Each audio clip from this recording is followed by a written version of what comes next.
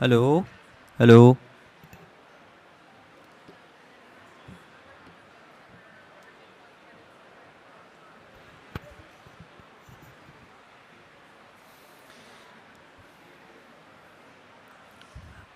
You can you can hear me, right?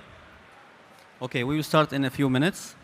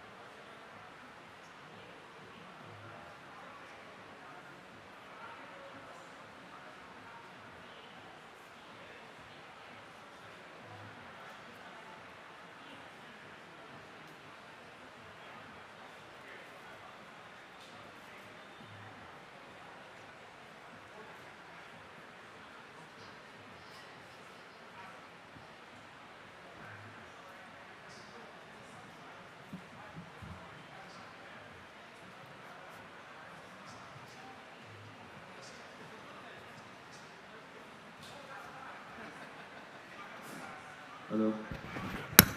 Yes, hi everyone. Welcome back to Qatar Pavilion. Today we have a very important session from different topics, different people from research, from FIFA World Cup Supreme Committee, and the last speaker will be from Kazakhstan. We will learn from their experience about the climate change and green technologies that they have. So my name is Engineer Obey. I will take you quickly through the program we have today. Firstly, we will start with Dr. Rabia Al-Mahannadi, Texas A&M University. She will talk about new methodologies to aid industrial decarbonization. Then Dr. Marcelo and Dr. Ariane will talk about the development of cost-effective pathways to deep decarbonization in Qatar and GCC. Third, Dr. Talar will talk about carbon avoidance, mitigation, and offsetting at FIFA World Cup 2022. The last one will be from Ms. Irona, Director of Climate Change from Kazakhstan. So we will start from Texas A&M. Dr. Rabia will take us through the projects that they have. Please help me give her a big applause.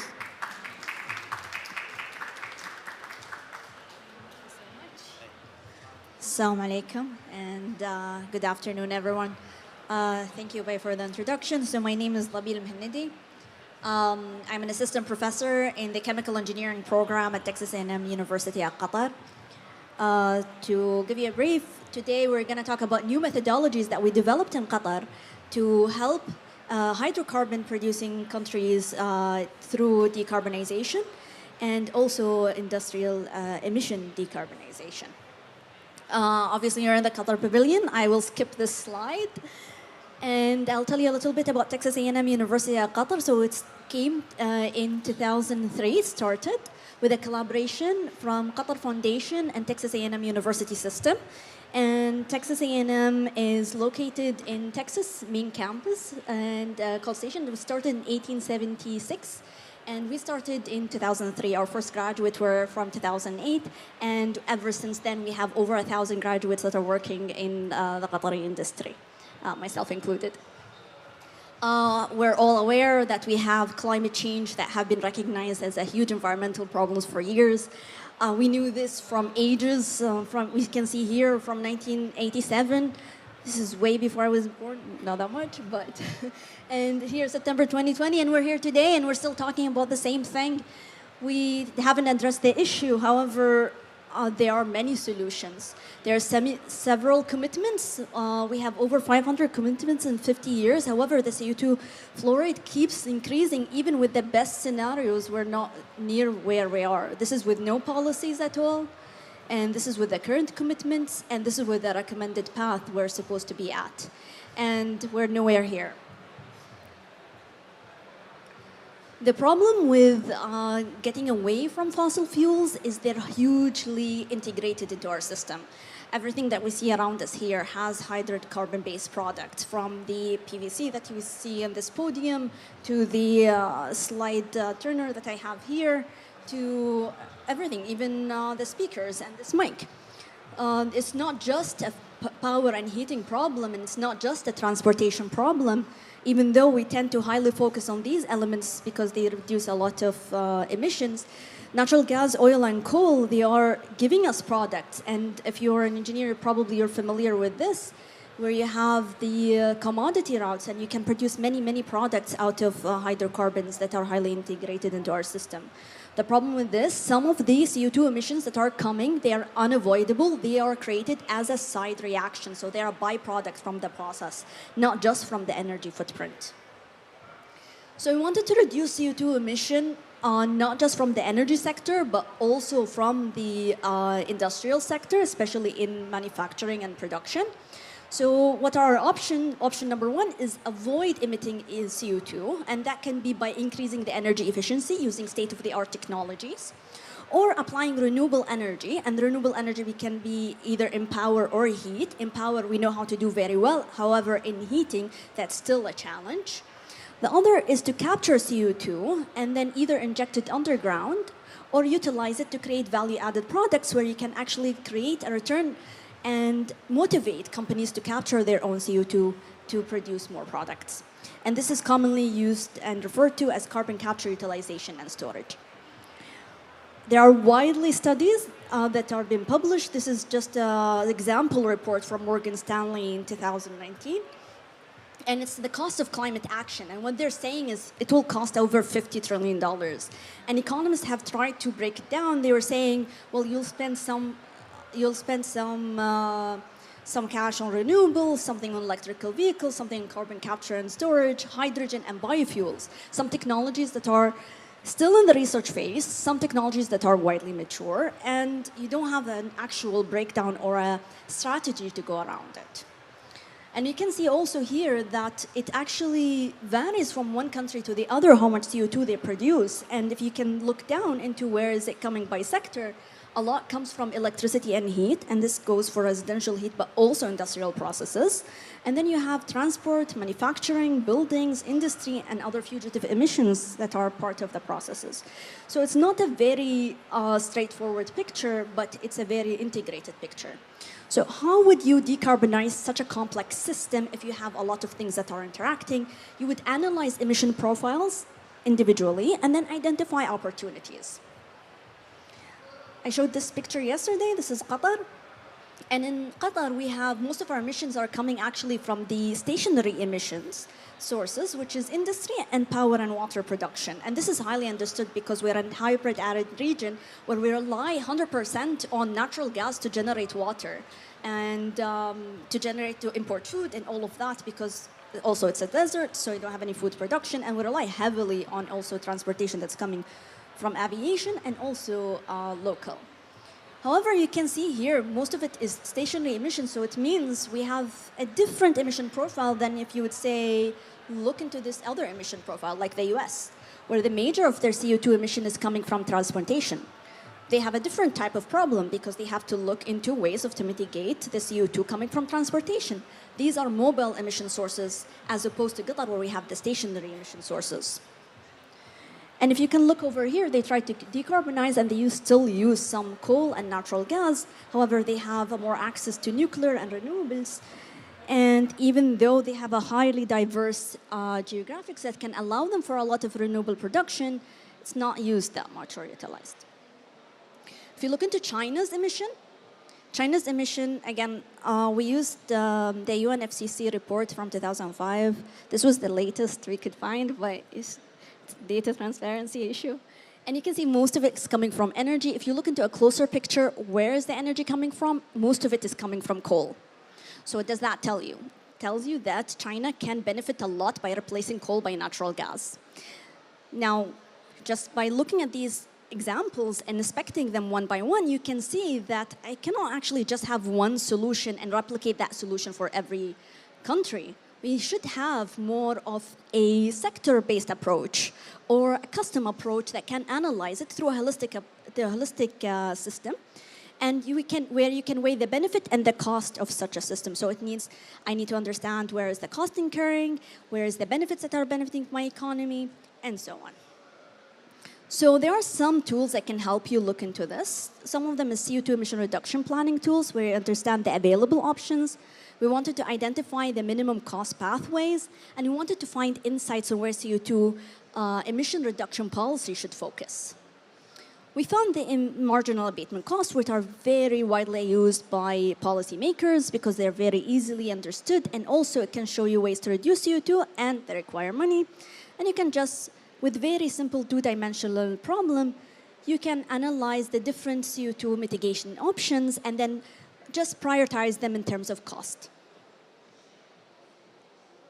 However, such curves, they lack a little level of detail because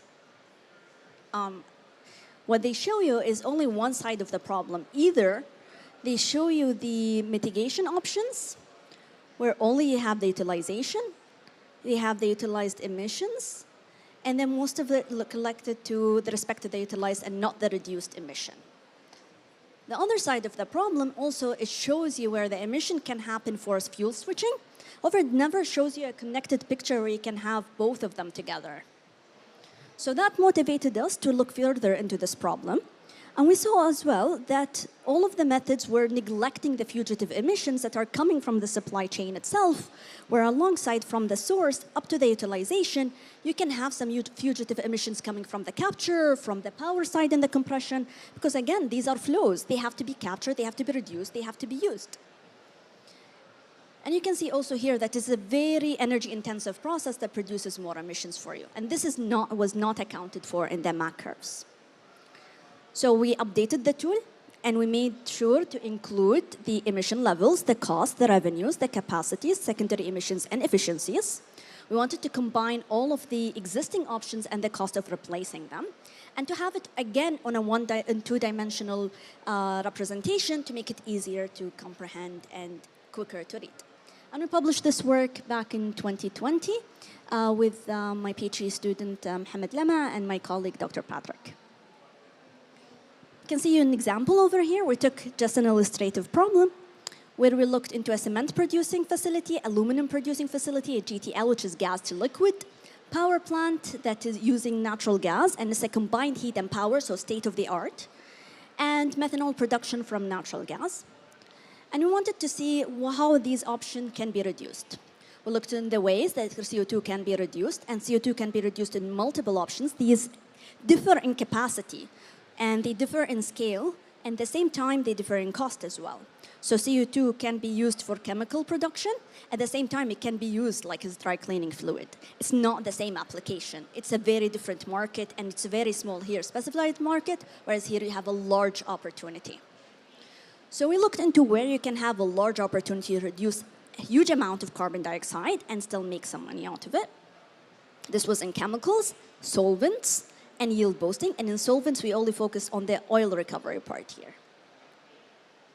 We wanted also to understand fuel switching from coal to gas and to incorporate some renewable energy like solar and wind power in this hypothetical situation. And in here, we saw that actually gas to liquid CO2 can be used for enhanced oil recovery. And this could be run in a loop as a solvent. Cement CO2 that could be captured and through amine capture technology can be used for enhanced oil recovery. Methanol and GTL that is diluted, this is a side stream that is captured through an amine process, not the one that already separated, can be used for enhanced oil recovery, and then methanol and storage and so on. So we had a ranking of all the options. We also wanted to see how would renewables come into play, and we were able to analyze it so we can see where would you implement renewables, where would you do the other solutions. So I wanted to use this tool and understand how you can apply it for different countries and whether this would give you a more insight into the problem or not.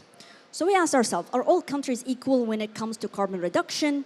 We'll apply the root tool and see that. And we picked 3 different places. One was Norway, because it had a similar economy to Qatar, where they rely heavily on natural gas for their income. However, they have a lot of renewables into their stream, like hydropower, that enables them to be renewable in Norway. However, they still export natural gas. And we have Qatar, which produces natural gas mostly, and it uses also 100% natural gas in the power plants. And we looked into Japan, which is a hydrocarbon importer, rather than a hydrocarbon exporter. And they have also a lot of stationary emissions, mostly from the imported fuels. And they have different energy prices, if you notice over here. So Norway production price is very low. Here, Qatar is one of the lowest in the world, if it's not lowest. And one of the most expensive ones are the one like in Japan. We looked into the emission profiles for each country. So we looked into Qatar emission profile, like we showed you earlier. We looked into Norway's emission profile and Japan's emission profile. And we constructed the MAC curves, the updated ones that are accounting for the secondary emissions. And you can see here that we were able to see that Qatar can actually reduce up to 11% of their emission at neutral cost. This is just accounting for the major CO2 emission parts, 80% of the emission that was captured in the study. Oh, actually, sorry. I made a mistake, it's 17%. We looked into Norway, and we'll see that Norway actually can also apply enhanced oil recovery. However, their emission streams are different. And they can capture around 20% at cost neutral. However, when we looked into Japan, you can see this little bit over here, they have no chance in applying carbon capture and storage or except doing energy shifting. So they're in a very different situation. So if you're interested in this, please check out our paper. But we can see here that if we look into the three options here together in this curve, you can see that we differ completely. You have different options for carbon capture, reduction, and storage in Qatar than you have in Norway, than you have in Japan. So it means you need to have a custom approach for each country. We wanted to understand as well, can we design the network? So if you know how to do the strategy, then I should use which section when. Then how can I design the network for operations? And we looked into a case where we look into the design of the network. This is using optimization technique, where we looked into the cost of sinks, cost of treatment, cost of compression, pumping, and pipelines. And we tried to construct it across, again, a hypothetical case over here. And what we ended up with is these networks that is already illustrated in the 2D problem, however, with a more detail and insights on the sizing of the pipes and so on. Then we know that decarbonization of heat is a very huge problem because in power, you can see electricity can be produced for photovoltaics, so it became very cheap recently. However, heat, which is like steam, is still coming out of hydrocarbons. So we wanted to see, can we actually analyze that? And we came up with a two-step approach where we can look into the energy profile for each of the processes and then look whether there are opportunities that can be reduced in the carbon reduction network, and we're able to come up with even more savings. Then we wanted to see what is the other opportunities. If we look into energy and we looked into CO2 and they were able to reduce emissions and reduce costs, if we look into other materials, can we reduce the cost even further? And we looked into a concept of circular economy and industrial symbiosis, where we have a process integration, taking the materials from one process, feeding it into other, trying to produce more products and reduce the emissions and waste in the process. And we came up with this representation where we specify the streams over here. And this is a mixed integer linear program if you're interested in optimization. And what we've done is we looked into the interaction between, like, say, an air separation unit, green hydrogen production through electrolysis, traditional methanol production, and see where the savings can be done. And we tried to come up, each time we solve it for a network like this, where it shows you the optimal exchanges based on the objective. And the objective was to maximize the profit while minimizing the CO2 emission for different targets. And we understood that this is actually not just a one-dimensional or two-dimensional objective. You can have multi-objectives, and the multi-objectives could be like a social element, environmental, and economic. And we're able to implement this method in a multi-objective optimization to understand different types of solutions. And what the solution would look like, they would look at something like this, where you can see at the extremes the different side of objectives. In here, we solved a very small case where we feed CO2, seawater, and air, and try to produce value-added products out of it. This is the most extreme case. And you can see here, this is the minimum CO2 emission, this would be the maximum profit, and this is the minimum water that has been used. If you look into that, you have very conflicting objectives, and you need to understand what is the acceptable criteria for you to move from one place to the other. Again, different designs at each point. Then we wanted to apply this for hydrogen production, since hydrogen is considered the new fuel of the future. And mostly hydrogen is being produced right now out of fossil fuels, more than anything. And it can be used for many industries like iron and steel production. It has potential for aviation, not yet, it's in the research phase. It can be used for shipping, and it also can be used for energy security as a way of storing renewable energy. And this is the work of my student Yasser Ibrahim, who has done really nice work over here. If the slide can move. Yeah. So he made the supply chain where we looked into different ways of producing hydrogen using renewable energy, using biomass, natural gas, oil, and coal, with different technologies like either steam methane reforming, hydrogen pyrolysis, methane pyrolysis, where you can have hydrogen and carbon black. We looked into the storage of hydrogen and the use of transportation as well, whether you would transport it into pipelines, using trucks, or using ships. And we came up with an optimization problem again. Each time we have a unique network. And we solved it again for different targets. You can see here that ammonia was coming up as a very attractive solution, whereas in liquid hydrogen was more costly and energy inefficient. We tried to understand also over time analysis, and this is the work of my student Elizabeth Abraham, where she looked into ways of transitioning into the future, either if you have, how would you get to a net zero, or what would you invest into the future in emerging technologies. She also wanted to understand policies. We wanted to understand carbon tax and carbon cap. And for different periods of time, we wanted to put a different type of cost and understand what would be the network that was coming up.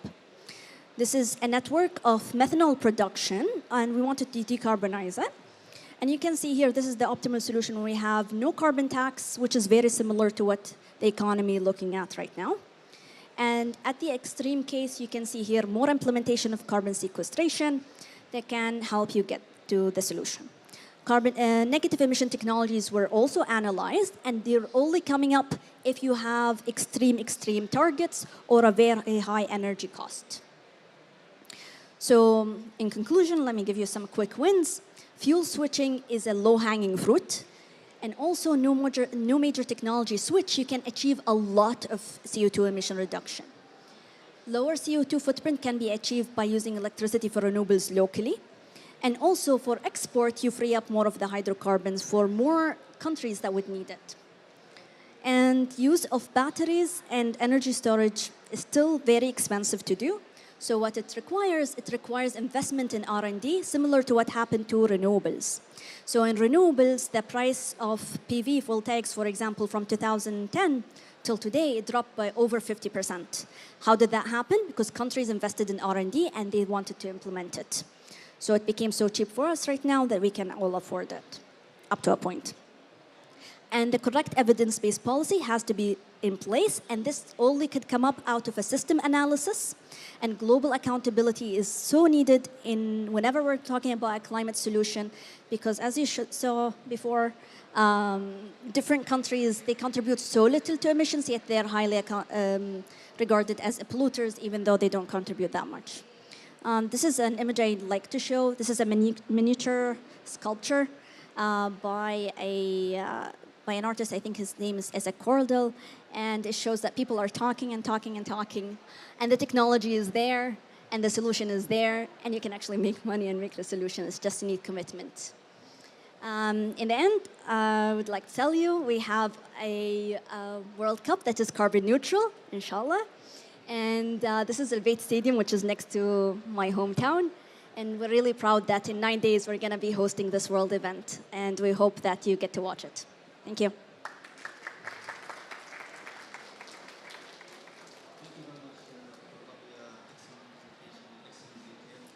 The decarbonization projects. I think we have time for 2 questions.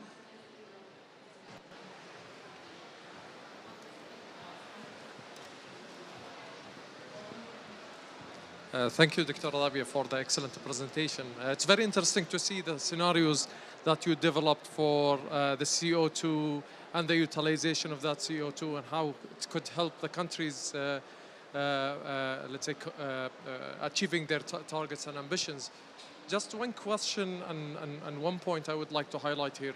What you consider, I believe, in your analysis is the existing technology that's currently fully commercialized and used by the entities and industries. It will be very interesting to see what the evolving technologies can do with those, let's say, curves, and how can they help, for example, the state of Qatar, so we can know which technologies we really need to focus on. I'm not sure if you have done this or this is something in your under your radar.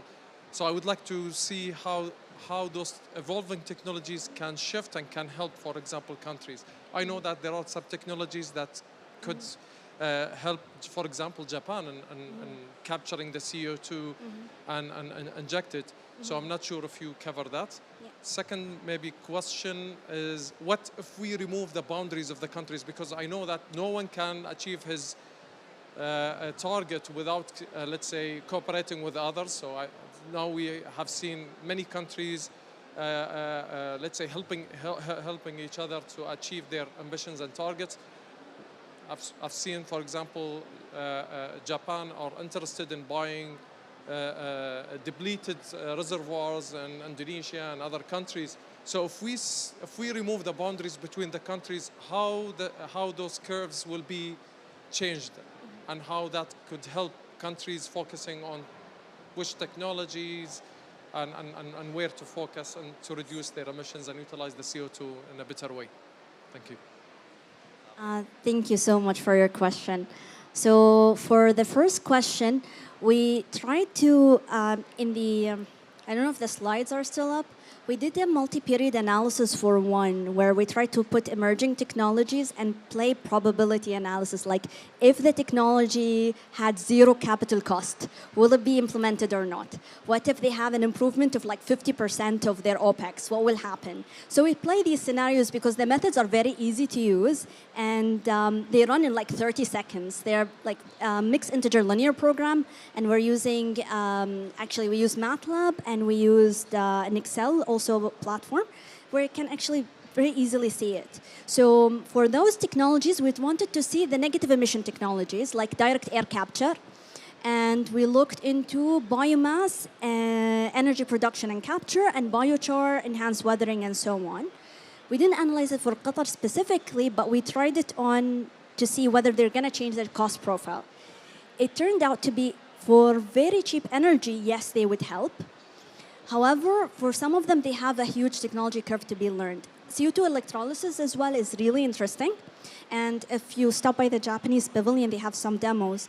And in that, it can change because you can add those technologies to existing facilities. That's something we haven't studied yet, but we will consider it in the future. Regarding the cross-boundary, I would say cross nations, yes, you're talking about huge opportunities, because the areas for finding win-win solutions would be easy. You see that there's a gap in Japan, for example. They have a huge emission. You mentioned Indonesia. That's a really good solution. However, you would have to look about the shipping sector now. How would you take from one way to the other? What I showed earlier on with coal and China and Qatar, for example, we can export a lot of natural gas to replace that coal. That would be also a good win for China. The thing that we struggled with is finding the accountability. So in that counting itself, can you actually say that who reduced the emission? Is it Qatar or is it China? Or do we go together to the UN and be like, hey, we did this together? So looking for these kind of bilateral collaborations would be a really interesting research project and a good study. So thank you so much for your questions. Yes. Thank you, Dr. Orma. My name is Ahmed, so thank you for the excellent analysis. MashaAllah alayki. But my question is about the abatement curve you just shown right now. So is that abatement curve reflect the special case of Qatar? So the technology cost in Qatar was calculated and the emissions over the years. So that reflects the actual case of Qatar. And do you guys have, if that reflects the actual case of Qatar, that's very advanced level. So do you guys have any plan to share this abatement curve with the industrial sector as well in Qatar, because they also have international mitigation purposes like CBAM and Corsia as well, so they can plan their carbon market engagement on that level. So do you guys have any plan on that? Thank you so much for your nice comment. Yeah, we do have the curve that we've shown is capturing 80% of the emission. So we looked into the industrial emissions and then we captured 80% of them. It's not the full Qatar emission. And we looked into emissions from 2018 to 2020, and we used data from the published sustainability report. So different companies, they are required by the ministry to publish sustainability reports, and we gathered the data from that.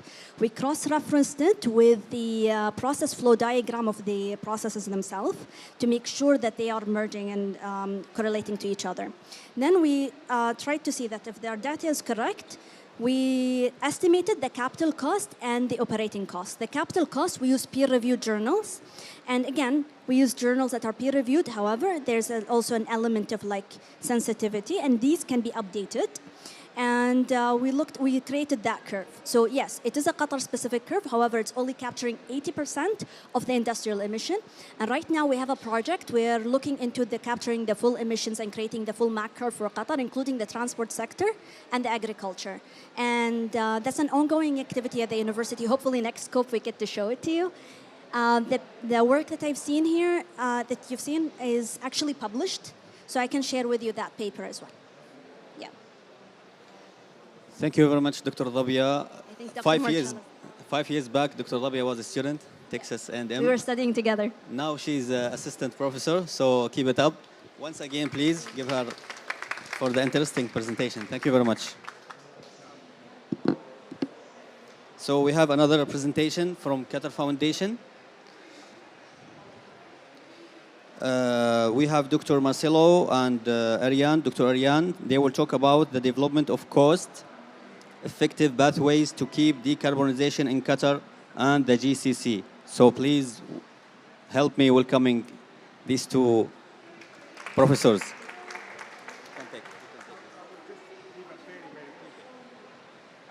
Good morning, everyone. So we're going to talk about a tool that we're developing that supports policy making in the area of climate change mitigation. This is a tool that is already widely used internationally. So what we are going to do here is we're going to split this presentation in two. I will have my colleague, Dr. Ariane, here, who will talk about the use of this tool internationally first, and then I will talk about the work that we're doing specifically in Qatar. Ariane, over to you. Thanks a lot, Marcello, for the introduction. So my name is Ariane Milo. I'm working as a research associate at Imperial College London, and I'm working with Professor Adam Oakes on energy system modeling. And I will, it's not the Is the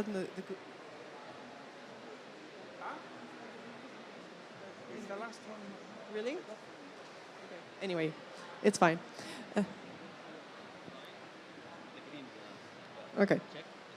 Yeah. Change, but it's fine. So I will present you today the TIMES model, which is a long-term energy system planning tool used for energy analysis. I will first present you how the TIMES model works, and then some case studies where the TIMES model was used to inform policy making. So the TIMES model are a widely used energy system optimization model. They rely on a very detailed description of the whole energy system. It has been set up by the ETSAP program, so the Energy Technology System Analysis Program, which is one of the oldest technology collaboration program of the International Energy Agency. So it runs since 1980.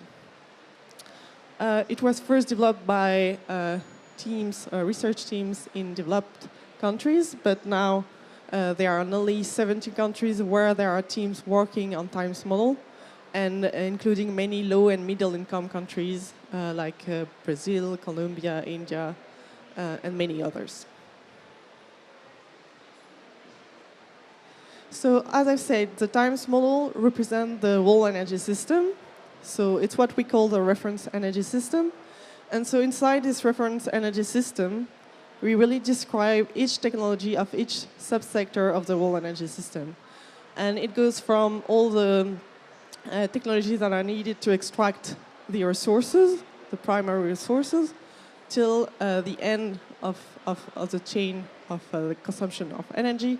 So all technologies that compose the final energy demand sectors, so industry, transport, buildings, agriculture. And in between, of course, we also have to represent the subsectors that transform the energy. So the power sector, refineries, all these kind of things are represented in the model.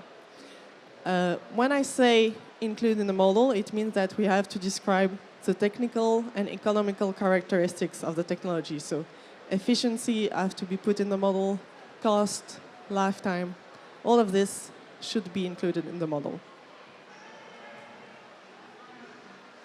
So now, how does the model TIMES work?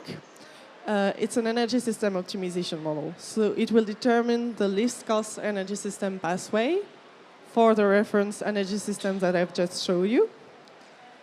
over a given time horizon. So typically it's a few decades. It can be long term like 2050 or even longer term like 2100. We can also use it for midterm planning if needed. The model is driven by the demand. It means that it has to meet the energy service demand that we specify. So for instance, in buildings, we have a demand for space cooling, and the model has to meet this demand. For transport, it can be demand for passenger cars. For industry, it can be the level of production for iron and steel, for instance. The model does the optimization subject to a set of constraints. So it can be constraints on the availability of the different technologies in the model, the availability of resources, and last but not least, constraints regarding emissions or other renewable targets, for instance. And so for each year of horizon, it will give you the energy system configuration so that the cost of the total pathway is minimized. So what kind of results does the model times give us? So as I said, it gives you the energy system configuration for each year. So for each subsector of the whole energy system, it will give you the amount of capacities that are needed to meet the service demand. So the evolution of existing capacities, and for each year, what are the additional capacities that are needed. In addition to the picture snapshot of each subsector of the whole energy system, there are also other elements that can be provided by the model, like the investments, because we've given to the model the cost, and also, of course, the emissions. So why do we need times? What is it useful for? So times provide long-term energy scenarios. So it can help us to answer planning questions like, what will be the impact of evolution of the e-mobility in the transport sector? So how will the fleet of cars evolve in the future? What will be the impact of the fossil fuel supply system? Because it looks at the whole energy system, so it takes into account the interactions between the different subsectors of the whole energy system. So it gives you a consistent view of the pathway in the future. It's a model that is very flexible, so you can focus on specific sectors of the whole energy system. You can also have a choice regarding the coverage, the regional coverage of the model. So you can work on a sub-regional level, on a country level, set of countries, or on a global level. And the idea is to inform then the policies that are needed for the energy sector. So, as I've said, the pathway in terms of capacities, but also the investments, the emissions. And a typical use case of these long-term energy scenarios are the energy system pathway roadmap. So, for instance, the nationally determined contributions that are needed for the Paris Agreement. Last but not least, when we do this kind of analysis, it's an incredible opportunity to discuss, for discussion between stakeholders. Because as I've mentioned, when we set up a model, we need to put a lot of details regarding the energy system. So a lot of assumptions are behind the representation of the model. So ideally, it's an incredible opportunity to bring different stakeholders coming from ministries, from business, from companies, from NGOs, to discuss this set of assumptions to have a consistent view of the future. Of course, you don't need to agree on only one set of assumptions. We can have multiple sets of assumptions, and each set is linked to a narrative, to a possible future of the energy system. And then you can discuss what will be the impact of this narrative for the future, and then to make informed decisions about the energy system. You can discuss the future that you want to have. So now I've presented you how the model times work. I will just briefly mention a few case studies, so countries that have used the times model to inform their policy-making process. So I'm currently working in the UK, so I had to mention this times model that has been developed in the United Kingdom. It's a model that was originally funded by the UK government to inform the Energy White Paper. It has been then given to UCL, University College London, and they work jointly with a department from the ministry, so the Department for Business, Energy and Industrial Strategy. So it's a collaboration between university and administration, and they work on different versions of the model that inform then their policy-making process. So it has been used for a wide range of UK policy analysis, like the energy white papers that I've mentioned, the climate change bill in 2008, the climate change committee in the Department of Energy and Climate Change also use the UK Times model to inform their carbon budget reports. And most recently, the Green Growth Strategy was also informed by the UK Times model. I just want to give another example linked to the United Kingdom experience. The Climate Change Act in England state that the government has to set up some carbon budgets. And to set the carbon budget, the government is using the UK Times model. So for the next carbon budget for 2035, they've analyzed 4 scenarios. The difference between the 4 scenarios were related to the availability of CCS, the availability of resources, and they've also did sensitivity analysis around the target of this carbon budget. So there were different propositions regarding which carbon budget should be applied for 2035. So there was one proposition coming from the UK government, which was 75% reduction, one proposition coming from the Climate Change Committee, 78% reduction, and another more ambitious one.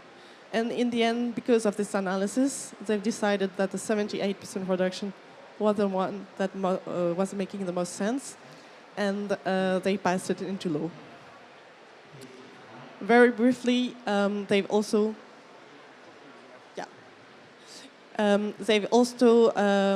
used the UK Times model to inform the net zero strategy. So again, they did different scenarios to inform this strategy. And I will jump lastly to an experience in South Africa. So they've developed since 2003 the SATI model by the it's done by the University of Cape Town. They have again strong links with the government in South Africa, and they've used the model for numerous studies. I've only mentioned 2. The last one was an alternative integrated resource plan in 2018. And they've also done recently some analysis on the implications of water constraints for our energy planning with World Bank. With that, I'll stop there and I'll hand over to Marcello.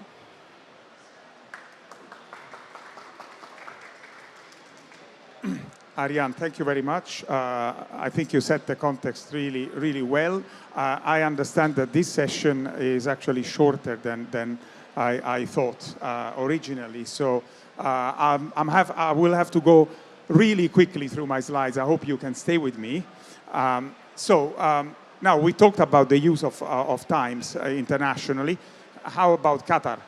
So first of all, for those who are not from Qatar or familiar with Qatar, if you Google it or if you look for information on Qatar on the usual sources, you will find that Qatar is a very small country.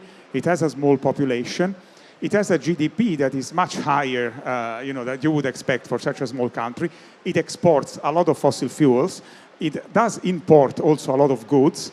And it has, CO2 emissions that are fairly high for the size of the country. And particularly, if you look at CO2 emissions and energy consumption per capita, unfortunately, Qatar comes up at like the first place in the world. So is that fair? Well, it's not really fair if you consider that, again, the population is small and the industrial sector is very big. So if you look at emissions by sector, you will see that around 65% of emissions in Qatar actually come from industry. If you compare how Qatar does on a sector-by-sector basis, you will see that it's actually very much in line with other countries in the GCC. In fact, in some cases, it's doing better.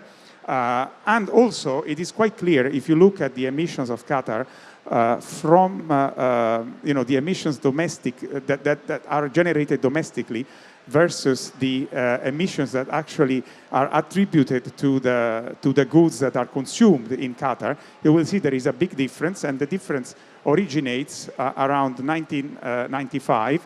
That's when Qatar developed its LNG export industry. So much of the emissions that arise in Qatar have actually to do with the production of LNG that is consumed outside of the country. Having said that, Qatar still has to reduce its carbon emissions in line with its commitments to the Paris Agreement. And in recently, over the last couple of years particularly, climate action in Qatar has really stepped up. So first of all, last year, Qatar published its second or updated national determined contribution, which set a quantitative target for carbon emission reduction. It had later during the year, it has also released its climate change action plan. So Qatar has not committed to net zero yet, but it has a very clear way forward. A number of actions have been taken. Qatar has also joined the Net Zero Producer Forum, that is a sign of commitment to reducing emissions, not just domestically, but also from the fuels that it exports, and a number of other initiatives. So if we look at what Qatar plans to do, it's a 25% emission reduction by 2030 relative to a business as usual scenario. So why are emissions in Qatar projected to grow so fast? A number of reasons, but the main one is the expansion of the LNG production that is currently underway. So how is Qatar going to handle that? Well, it has identified a number of very specific measures that it's going to take between now and 2030 for each sector, and much of the reductions will actually come from the oil and gas sector. I'm not going to go into the details of this, but I think what's important to say here is that, as it's clearly stated in the National Climate Change Action Plan, this is just the beginning of the journey. So Qatar has identified clear actions for 2030, but it also recognizes that it needs to look beyond 2030. And even as far as 2030 is concerned, all these targets will be continuously revised, updated, refined. And this actually entails quite a lot of complexity because all these sectors are linked together, as my colleague Ariane also mentioned before. So you need the right tools to do analysis, to understand how you can further decarbonize in a cost-effective way. And for this reason, we thought of equipping Qatar with one tool that is broadly used for this kind of problems. It's not the only one, and it doesn't work by itself, but it's certainly a very important tool, which is a times model. So we are developing a times model for Qatar. And this is a 3-year project that formally started a bit more than a year ago, but practically the work started early this year. And the total value of the project is in the order of $700,000, $500,000 of which we have been awarded from the National Research Council. It's a fairly big team, if you like, involved in the project. There's a few of us at the Qatar Environment and Energy Research Institute. We are partnering with Imperial College London, where there is a lot of expertise in this area, and not just in times, but in energy systems modeling generally. We have Karama, the national utility company, on board. And we are also working closely with Earthna, which is a new policy think tank in Qatar. I won't go into the detail of this. I mean, you've seen this graph from before, but this is just to say we've done a lot of work already over the last few months. So we have mapped the energy systems of Qatar. We have mapped all the energy flows, and we have built a so-called base year, which means that we have matched energy flows with the stock of all the energy conversion technologies, demand, and so on for a particular year. We are looking at projecting demand for energy services in over the time frame that we're looking at, which stretches to 2060.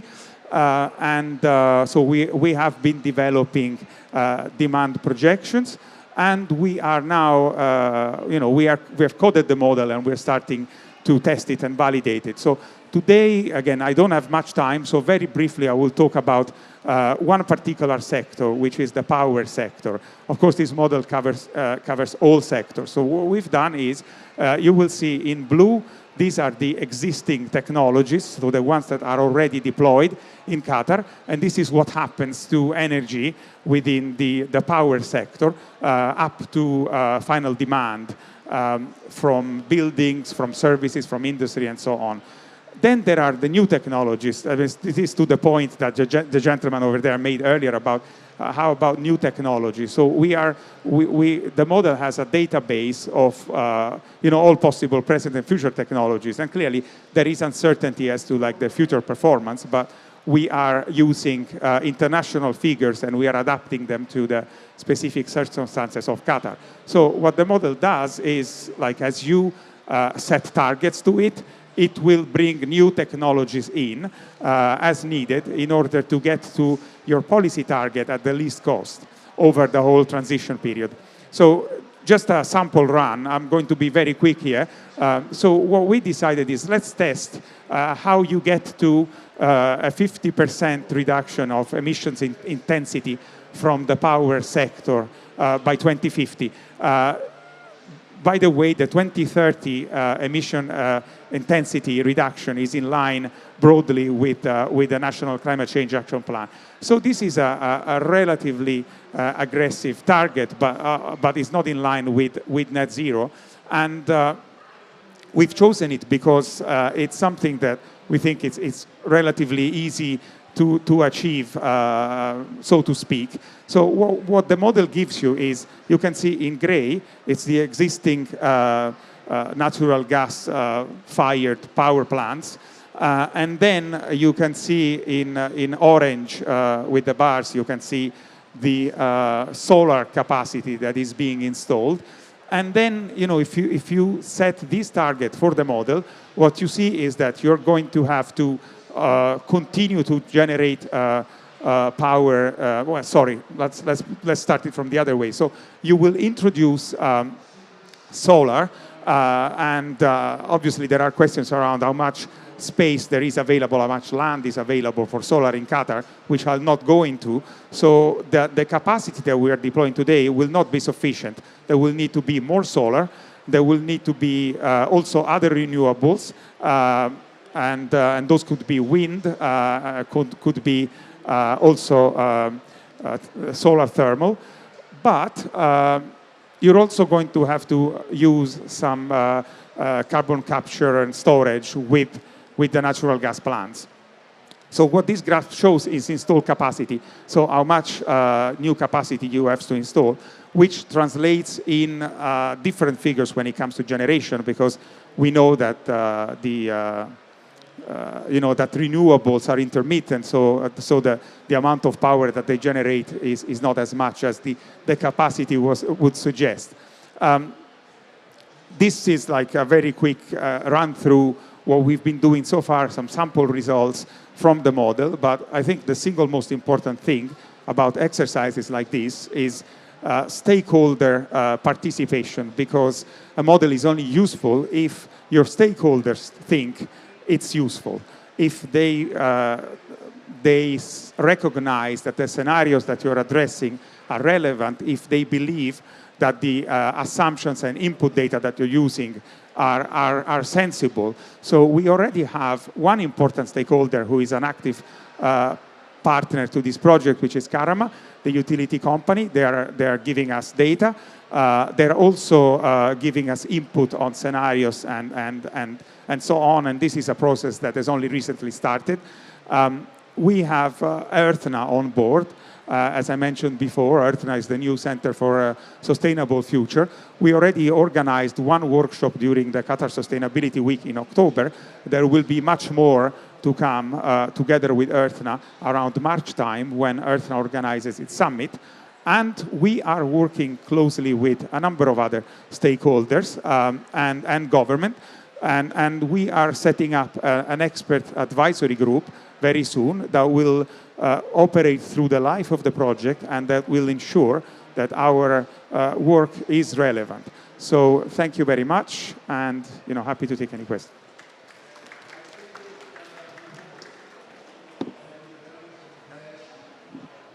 Okay, thank you very much both for the interesting two presentations from Imperial College of London and from Qatar Foundation. Excellent cooperation and work in Qatar and outside Qatar. This is always welcome. A good cooperation and getting good experience and case studies. So we have time for two questions. Oh, thank you for that insightful presentation. Next week something is happening in Qatar, and most of your stadiums will be aircon. So I'm just wondering, what would be the source of energy for to maintain the aircons in the stadium? And then the second question is, I believe CCS is being practiced in Qatar. What products are you making, from CCS, or do you just drill it and store it in the geological formations? Thank you. Okay, thank you. So stadiums, I guess, the World Cup is coming up, so football fever is on. I mean, the stadium, sorry. We have another presentation later on, so if you have Oh, answer, yeah, absolutely. I mean, in any case, energy demand from stadiums is being, it's part of the effort from the, the Supreme Committee and all those who are working on the World Cup to make it carbon neutral. So there's definitely a lot of efficiency there, but in terms of like the national scale, I would say that's pretty much negligible. And about carbon capture and storage, it's not just carbon capture and storage, it's carbon capture, storage and utilization. So there's different things that can be done, and there's different possible options that need to be considered. And when it comes to sequestering the CO2 underground, also we need to take into account what is the potential for it in Qatar, as well as what is the potential market for CO2 derived products. So both are part of this exercise. We're not going to answer this question by ourselves. We'll be working with experts, including my colleague, Dr. Davia, who just presented earlier on. And so work of that kind can also be a very good input to a model like this. Excellent answer. Another question? Hi, how are you? Thank you for the presentation. Just a very small question. What is your baseline emission inventory yield? Which year? You did the baseline inventory, of course. Which year was that? Yes, we're using 2015 because that was available back then. But obviously, we are aware of new efforts that are underway, and we will be constraining the model so that it's taking into account more updated inventories as well. Is there any link between what you are doing as a climate action plan and Qatar National Master Plan 2030? I mean, not at this stage, but obviously engaging with stakeholders is very important for us, and we are aware of a lot of relevant exercises, including like the transport master plan and all that. So definitely, I think the point is we're going to need a set of tools to be able to plan like the future of the country, and these tools have to kind of talk to one another. We have to build coherent scenarios and coherent, if you like, storylines. And we're very open to, in fact, we'll be actively reaching out to other ministries and so on. Just one last question. Do you have a SICAPs, Sustainable Energy Action Plans, for cities like Doha? Sustainable Energy Climate Action Plan for the city, like Doha and those, Well, I mean, the model is not at this stage resolved geographically, but certainly knowing how important Doha is as like the whole, So we'll take that into account. Okay, thank you very much. Under the Ministry of Municipality, we have a master plan in Qatar, and we have the National Climate Change Action Plan. It's not master plan. We have Qatar Environmental Strategy. It has 5 pillars: circular economy, water, transport, GG emissions, air quality, and the target is to, so the target is to reduce emissions, and we have more than 300 projects under the adaptation sector. So this is in line with what asking. Do we have a last question? Okay, with this, thank you very much. Please thank them again with a big applause for this contribution of the Decarbonization Day. We have another interesting presentation from Dr. Talar from Supreme Committee for Delivery and Legacy. She will talk about the carbon avoidance, mitigation, and offsetting at FIFA World Cup. We are 9 days away from the FIFA, so please pay attention, and it's your chance to ask any question. Thank you. Good afternoon, everyone. So,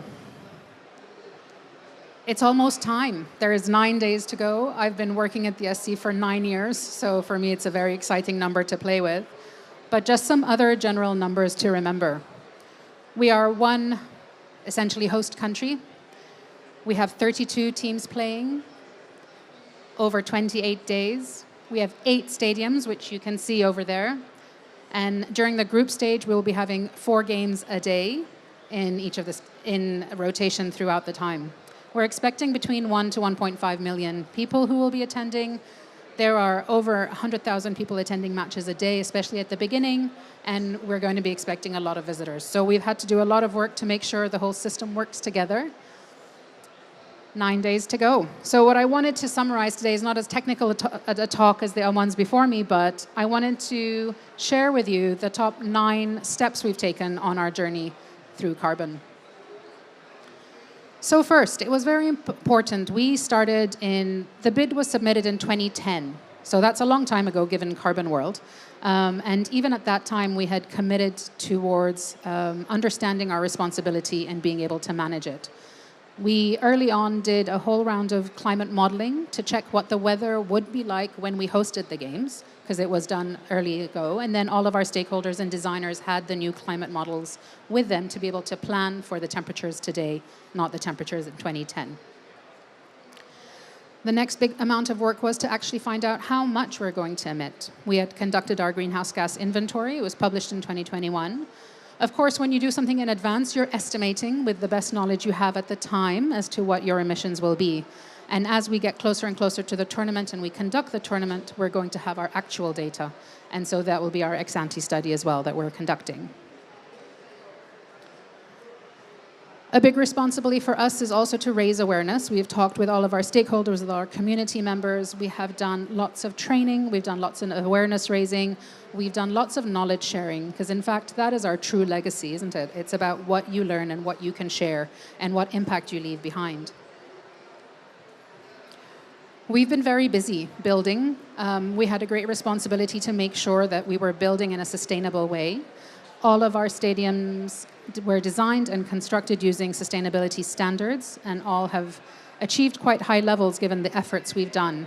But this didn't come easy. This required lots of training. It required lots of understanding the market, and involved training the market to be able to achieve the requirements we've had. We've also developed a few best practice reports so that the construction industry, which is now much more well-versed in how to be sustainable, it can implement this in projects to come. It's not enough just to build and construct it sustainably. These stadiums have to operate, and so we have to operate sustainably as well.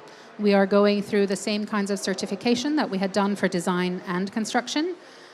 We have in every stadium active monitoring systems to check how much water is being used, how much energy is being used, so that if there are any differences, we can go and fix what's happening at the time. We are actively recycling in the stadiums. We have active segregation programs, water, energy, the whole thing. And also we have to think about the fact that it's not only the stadiums that operate during the World Cup, there's also a lot of hotels who have to host our guests. So I've worked with our hotels to make sure that they have green practices as well.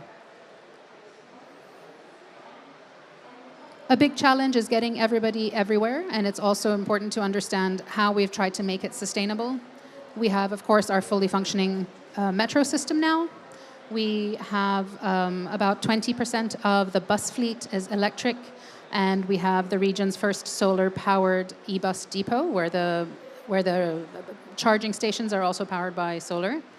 And then just yesterday, the first LNG-powered and most environmentally advanced cruise ship arrived in Qatar. It will be named as well soon, so that seems to be quite exciting.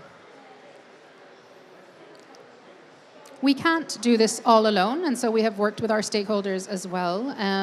We have, for example, instead of having many, many generators, have worked to be able to have constant power and power stations instead. We are in Qatar recently, an 800 megawatt power plant was opened, and so that is going to contribute about 10% of the grid in renewable energy, which is excellent for us because we use the grid. And then there are small projects on our stadiums where we have some source of renewable energy sources. And so the last step, when we've tried to avoid as much carbon as we can through the decisions that we've made in our design and modeling and construction, and where we've mitigated what we can by having more carbon efficient strategies, is our offsetting program.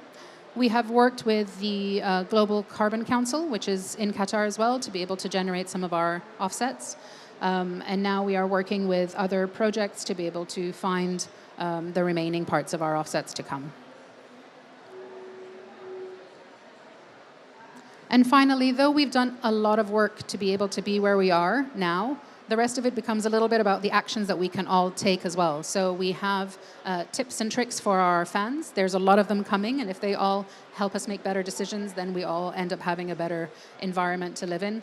And then it becomes all of our jobs. I think we've all done, as a large industry, we've worked all together, as a large community, we've worked all together, the research environment in Qatar has also been very active in finding the right solutions. And so the rest of this, I think, becomes a little bit about having some help from the fans when they get there. All of our updates are posted on our website, and we'll keep going. But of course, there's 9 days to go, and so I think you'll start seeing a lot of things in the media about all of our news and updates as we go in. We look forward to seeing you there. Thank you.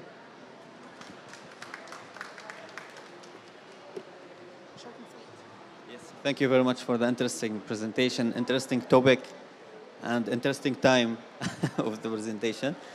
We have time for 2 questions. If you have any questions. I don't know if you explained the carbon offsetting and all this. Can you highlight a little more about projects, and do you have any details, or still we are waiting for announcement very soon?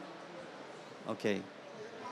Okay, thank you very much. Please give her a big applause. Dr. Talar, thank you for being with us today. And now it's time to have Ms. Anura from Kazakhstan. She's the Director of Climate Policy and Green Technology Department, Ministry of Ecology, Geology, Natural Resources. She will give us a talk about decarbonization policies and measurements and measures in Kazakhstan. And we will come to her to get some information and case studies about their experience in Kazakhstan. So please give her a big applause. Good afternoon, everyone.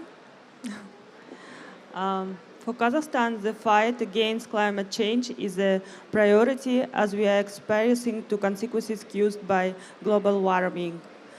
As you know, Kazakhstan has ratified the Paris Agreement and under it has committed to reduction greenhouse gas emission by 50% by 2030 from 1990s levels. Also, during the climate action ambition, Kazakhstan announced the intention to achieve carbon neutrality by 2060. Considering that Kazakhstan's economy is energy intensive, this is an important step of our country. To achieve this goal, we are finalizing the strategy for achieving carbon neutrality of Kazakhstan until 2060, which will become a benchmark on the path of the deep decarbonization of the economy and lay the foundation for further action to achieve goal. This document will set the benchmark for a deep decarbonization of the economy and lay the foundation for further action to achieve the net zero emission by 2060. The strategy aims to reflect both economic and social benefit of the country from the transition to low carbon development. The strategy considered the need to adapt the economy of Kazakhstan to global trends associated with the transition to low-carbon development, such as the introduction of the transboundary carbon regulation mechanism, the promotion of the ESG principles, and increase the green investment, energy-efficient production, the reduction of car emission, electrification. The key areas of decarbonization in the strategy will be the decarbonization of industries and processes related to fossil fuels and non-fossil fuels, as well as increasing natural sources and emission absorption and the introduction of the industrial solution for capturing using the long-term storage of carbon. Of course, there will be a further replacement of coal with alternative sources and renewable energy sources and transition to use of hydrogen and biofuels. At the same time, Kazakhstan has a system of regulation of greenhouse gas emission, and functioning emission trading system covers 43% of total national emissions, including all major emission sources. As a part of user improvement, it is planned to expand the ETS and link with other international platforms as European Union ETS. For this, with the cooperation with the World Bank, we are completing work and sign on an agreement to implement the following main tasks. Strengthen the system of monitoring, reporting, and verification of GHG emission. Introduction a system of paid distribution of quotas. Raise the emission reduction rate to meet the stated NDC target. Update benchmarks for all sectors to bring them into line with European Union standards and more, etc. We also plan to create initiative mechanism for sectors that aren't included in the ETS system. We will also use all kinds of natural solutions to achieve the goal of decarbonization. Within the World Leaders Summit, the Prime Minister and the European Union signed a memorandum on sustainable raw materials, batteries, and green hydrogen value chain. A framework agreement was also signed with Fortescue Future Industries to implement projects for the production of green hydrogen in several regions of the country. The issue of funding new opportunities is an important task for transformation of our economy towards decarbonization. Solving the global problem of climate change requires the active participation and involvement of all stakeholders, so the achievement of specific goals directly depends on our joint fruitful work. Thank you for your attention.